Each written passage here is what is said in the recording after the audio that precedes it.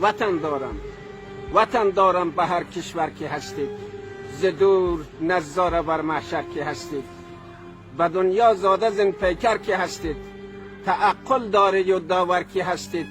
بیایید بنگرید وضع وطن را، پریشان حالت باغ و چمن را، شکسته قامت سرو و سمن را، ندیده پیکر لاله کفن را.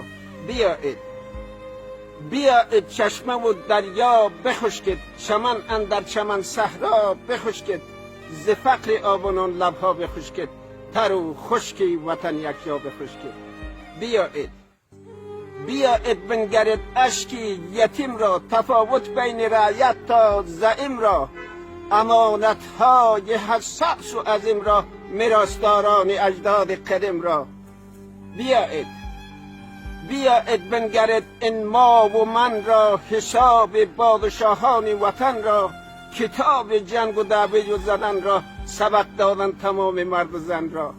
بیایید این وطن کارش خراب است، نظام و روز و روزگارش خراب است.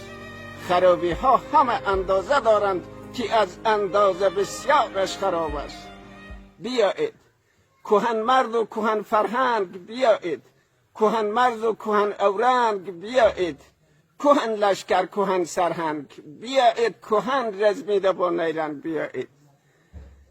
هنرمند و هنرپرور بیایید، اساتیدهای روشنگر بیایید، دبستان وطن را ساز سازید، زن و مرد جمله از یک سر بیایید.